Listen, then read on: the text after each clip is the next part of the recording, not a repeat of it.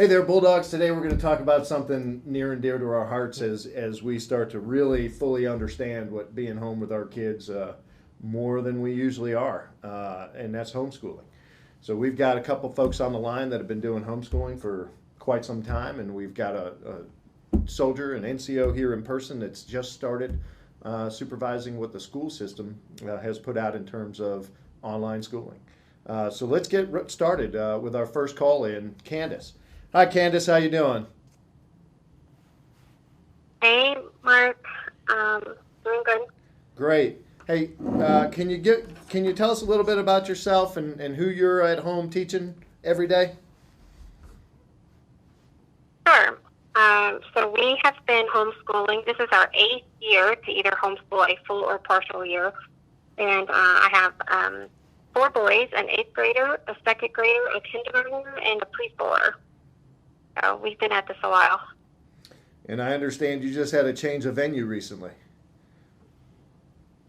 Yeah, we did. We recently moved into our camper, so we have an extra special homeschooling situation right now. So you are a homeschooler caught up in the stop move with 4 kids ranging from low elementary school to pre-high school, and you've been doing it for 8 years.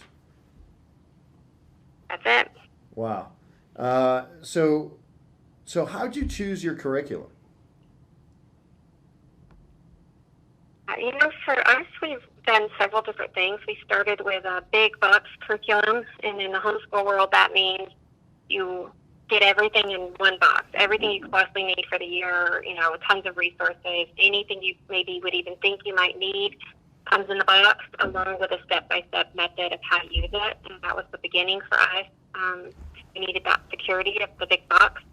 And then through the years, we moved into a more eclectic, where we're choosing one science curriculum, one math curriculum, trying to find what's best for each student. But in the end, for us, it was a style we liked. We prefer a classical education. And so we still use kind of several different things, but all of them fit under the realm of a classical education. Great. And I know you've been doing this for a while, but what do you find the easiest about homeschooling versus a more traditional schooling?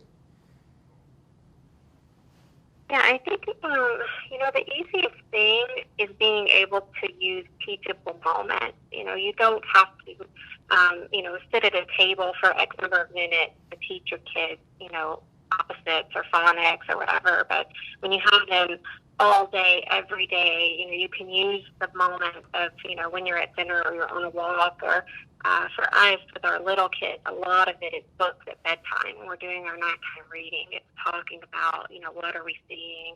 What does this mean? Instead of having to have that, it doesn't have to look a specific way that you thought that it maybe would. And so I think being able to just use the moments when, they present themselves, I think that has been the easiest for us.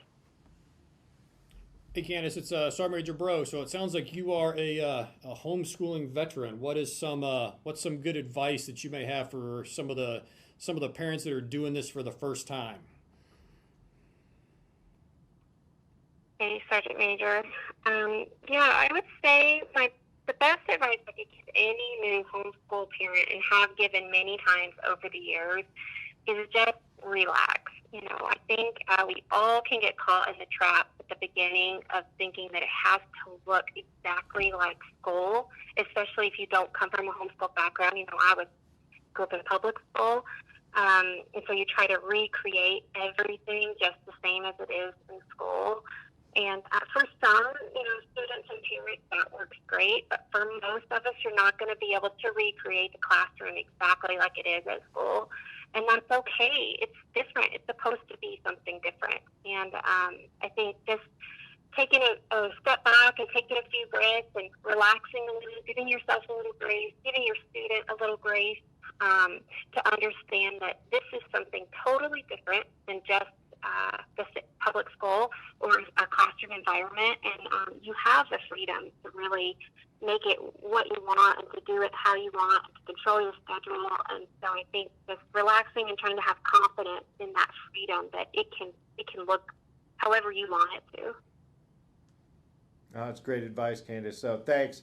Hey, one last question, and then we're going to move on to Heather. But so you've been in El Paso now for a couple of years. So what are some of the best resources that you found in the El Paso or Fort Bliss community to help you in your homeschool? Yeah, I would say one of the greatest things about the El Paso area is, one, there's a ton of history here. I mean, there's history dating back to the 1400s.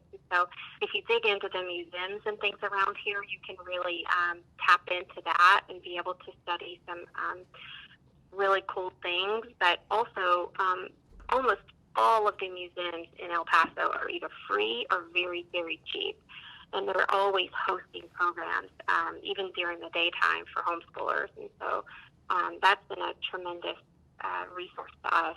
We've gone to nearly everything that was available, and it's all been, like I said, either extremely cheap or free. So that's a wonderful resource in this area. Yeah, that sounds great. And I think once some of the non-essential restrictions are lifted, that's a great opportunity to get caught up on some history. Candice, thanks so much, and if you could hang on the line, we'll come back to you for any closing remarks. But I'd like to move over to Heather now. How you doing, Heather? I'm good. How are you? Very good, thank you. Can you tell me about yourself and tell us a little bit about your homeschool history? Yeah, so I'm Heather Oberle. This is our first year trying. It's actually, we're doing virtual school. So they follow the whole school system, but at home. So we still have the freedom like homeschooling. We just have more structure, for which I need mentally. And we have two that we're doing here, but then now we took on our preschooler. So we have a 8th grader going into 9th grade next year, and a 5th grader going into 6th grade. And a preschool. And I'm pre-K, yep, going into kinder. And we've decided we liked it so much this year that we're going to continue for next year. Oh, that's great. So obviously you found some easy things about homeschooling. So just share with us one of the hardest things that you found transitioning to homeschool from a more traditional classroom. Structure for the kids more. Like they're used to having someone else telling them what to do, which they still somewhat do because they have actual teachers that they follow. They do live lessons with, but it's more them having to listen to me, keeping them on track. It's been kind of fun. So what is it? You mentioned structure and schedule. So what's the key to a good daily schedule? I think for us it was more setting like a realistic wake up time, so they're not waking up super early and tired. Which was nice is they have live lessons set up at 9 a.m. So we get them up at like 8:30, so they get a little bit of wake up time and hang out time, and then they get on with their class and their teacher. And they do that for about an hour. And they take another break, and then they have another live lesson or so a day. And they just kind of keep on track. They know how many lessons a day that they have to do based off of what's on their chart online. And yeah. So it sounds like you're So it sounds like the youngins are getting used to it. I definitely understand liking not getting up that early. I know my kids are liking not having to get up first thing in the morning. So what are some other things that your kids are liking about the opportunity to homeschool here? They really like the flexibility. We have our youngest, or I guess our two youngest, they are travel hockey players. And so that was a big thing, was they were missing a lot of school because of having to check out early. And so now we have the freedom to, want to leave on Friday to go out of town. They take their work with them, and they can do it in the car or at the hotel or whichever. Or if they just want to, if we're taking a half day, they can do, the first 3 hours of the day and then finish it up on the weekend. Same thing with our oldest. She does dance, and so if it's, busy time for Nutcracker or getting ready for a recital or whatever you want. Yeah, there's just no stress. They know that they can just work on it on the weekend and still have, they don't have to stress about the timeline of really getting it in and turning it in. It sounds like homeschooling in general has its advantages. Well, Heather, thank you very much for sharing with us, and if you could stay on the line as well. I want to take you into the studio with Sergeant First Class Daniels. So he is not homeschooling by choice, because of the COVID response. Schools in the local area have closed down, and Sergeant Daniels has found himself as a facilitator, an instructor, a teacher, all wrapped into one, and coming to work. So Sergeant Daniels, thanks for taking the time out. Thanks, sir. All right. So why don't you tell us about what's going on in El Paso school system and what you're doing. So when everything first hit the fan, it basically started that they was on spring break, and the spring break extended to an additional 2 weeks. That went into supposed to be April 6th. From that time, me and his mother already decided, well, since the rest of the world pretty much is shutting down with the entire schools and everything, we were just going to start teaching them second grade items, math, social studies, science, English, and everything else. So then come April 3rd is when we got the email stating that on April 6th they're going to start doing homeschooling, which is going to be on various websites called Schoology, Enterprise, Galaxy, Dojo, ClassLink, and Lexia just was one this morning that I just found. So we just, like I said, we already started that we was going to start teaching second grade to them because we don't know, since they wasn't having the end of the school year test, that most likely they'll just let him still go to the next grade and he'll just be prepared. He will have a good about 4 or 5 months prepared ahead of anybody else if they took the time to do it. So he's a first grader now? He's a first grader now. And you're teaching him the second grade curriculum. Roger. For just in case. For the school system that he's in right now. Roger, sir. Okay. I have an older son also. He's 13. He's in South Carolina, but the same situation me and his mom talked also was that's what she was going to do. But they already had everything on board in South Carolina with the online school and letting everybody use iPads and everything else. So our situation here in El Paso is all right for them because we have laptops, we have printers, we have scanners, we have internet, and it's good to go. So the only situation I'm seeing that they're having here with the El Paso schools is that they give you the curriculum, they give you the work, you have to print it out, but if you don't have a scanner or anything to scan it back in to show that you've done it, it's pretty much a moot point. So without the resource being provided, you're able to provide because you have that available to you at the home, but yes, other students in the area don't, right, and sir. Therefore aren't going to get to finish out the school year. Roger, sir. Because my son right now, he goes to the SAS, the School Activity Center, which is across the street from Milam Elementary. So they just found a way that their internet was based off of government, just like ours. So they were able to talk to the NEC and get it so the children are able to use it there not for key essential personnel that has to bring their kids to daycare. So they just started using the internet last Friday, and they're able to do all their homework and everything else. They can print, but they don't have the scanning capability to send it back in. So talking with the teacher online, he was just saying, just basically take a picture of it, try to upload it if you can. But the problem is like, what about the kids that does not have internet, that's not able to have doesn't have an iPad, an iPhone, laptop, or the webcam, or any of the other resources in order to go on? Are they left behind, or what happens then? That's just some of the questions some of the parents had also. Yeah. So it sounds like there's some challenges to start out with, but it sounds like you found a good solution, and there's some great resources on post. And it also sounds like the school districts are helping parents work through those challenges as they arise. Right, Sergeant Major. So, and I think it's probably going to take a little while to work out all the kinks, I would imagine, but I think probably we'll eventually get to a good place to where all the students are taken care of.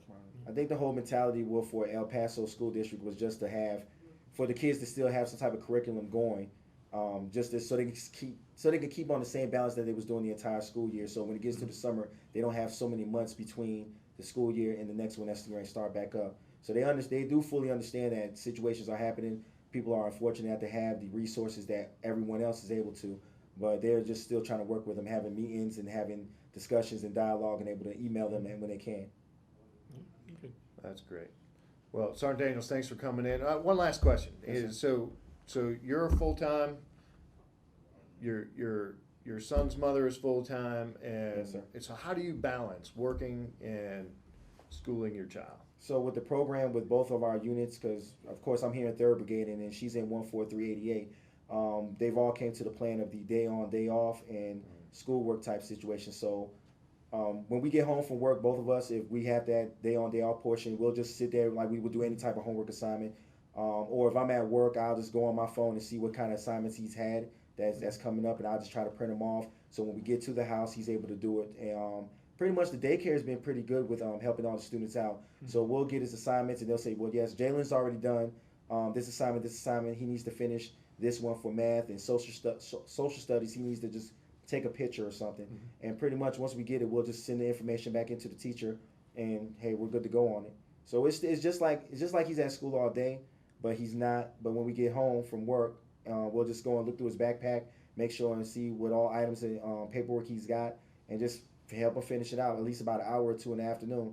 If one of us is going to work, just have the day off, we'll just work with him during the daytime, just have him reading or doing anything else. Yep. So as you guys are, as you and his mother are doing telework, you guys are able to sit and you do telework and the boy does teleschool, it sounds like. Right. Yes, Sergeant. Right. And that's exactly what it is too, because funny incident was when they first started the teleconference with the students and the teacher. We was like, well, we don't have a webcam at all ourselves because all our computers doesn't have one, which is weird. But we seen on the screen that the iPhone, the Galaxy tablet, the iPad, is just anybody was using anything, they're able to do the conference on it. So the the students was there and the parents was there, basically getting the instructions from the teacher. So everything works out. I think the biggest issue is just having an internet connection. And if everyone has that, then they should be good to go. But if they don't, then it just have to be a workaround for it. So lots of challenges, but like everything else we're encountering right now, communication is the key to solving them, it sounds like. Roger, Sergeant Major, yes. Yeah. Well, Sergeant Daniels, thanks for joining us, and Candice and Heather, thank you for your insights, and for everybody watching in the Bulldog family. If you have found yourself as a new homeschooler, either by choice or by circumstances, reach out to our public affairs office, and we're going to collect up those websites that you heard on this podcast, and we'll share those out with you. Before we come off camera, I want to do something here. So behind that camera is Staff Sergeant Humphreys. He is the man behind all of this that's going on, and he was just recognized by the Department of the Army. He ranked number 3rd in the Communicator of the Year, and that is huge. It is the number 1 competition that public affairs representatives compete for.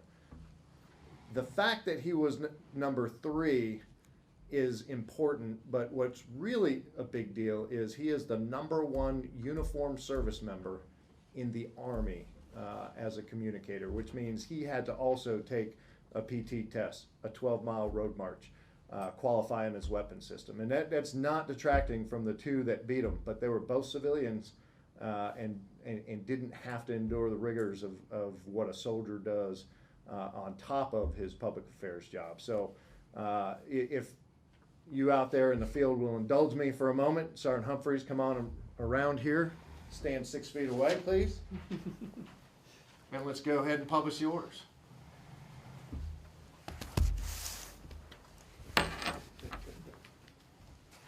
I got a new way to do this without violating the 6-foot rule. So we're going to stand here 6 feet away, and we're going to hold this. But let's go ahead and publish the orders.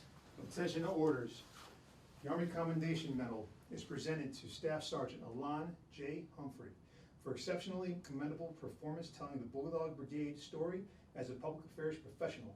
Staff Sergeant Humphrey's professionalism, selfless service, and commitment to excellence were instrumental in the overwhelming success of the Bulldog mission. His actions are in keeping with the finest traditions of military service and reflect distinct credit upon him, the 3rd Armored Brigade Combat Team, and the United States Army.